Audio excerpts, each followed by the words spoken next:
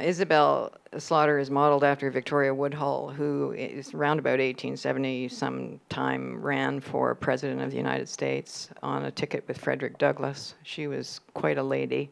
She was the first original spin artist. She came from a background of grifters and spiritualists, mediums, and she sold herself so well, her and her sister Tenny ended up moving in with Cornelius Vanderbilt in New York City, and he opened a brokerage firm that they ran, and that caused a great furor. She was a real advocate for birth control and helping sex trade workers. She came out of, she was a whore herself, but the thing was she was brilliant, and she was a fabulous business person, but the only way those gals could do any business, as capable as they were, was through pillow talk.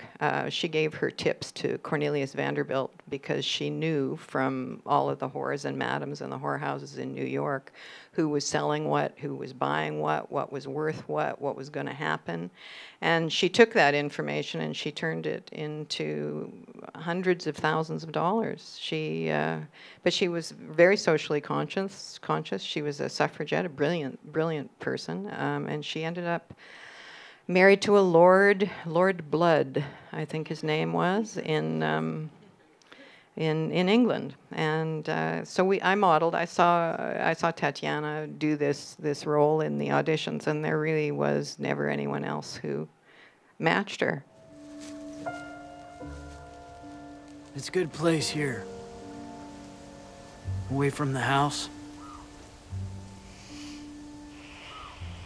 Your investors, Porter and Cobb, they coming? Mm-hmm. Today. That mine is our future, Isabelle. If all we do is build my father's railway, means we're tied to him for good and ever.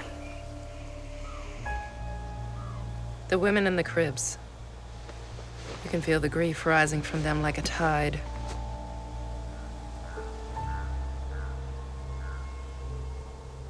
Here. They're murdered dead, calling out. Yeah, don't talk that way.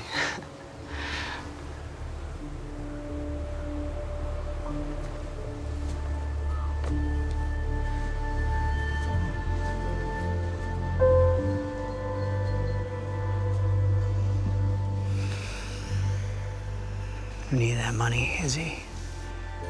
Or that mine shuts. My father's owned us long enough.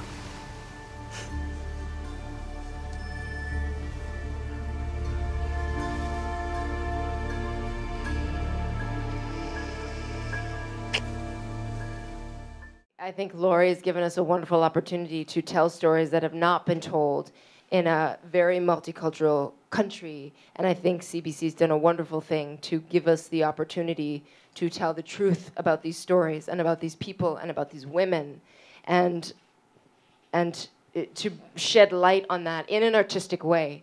I think it's absolutely important for this country, and I think it's something that hasn't been done yet, and it's a pleasure to be a part of it. Isabelle is very mysterious when we meet her. Can you tell us a little bit more about her and the kind of like occult stuff that we see? That's really interesting. Well, this woman who she's based on, Victoria Woodhull, she made her fortune twice, once as a spiritualist and then was torn down by the public, and then once as a politician was her second fortune. And so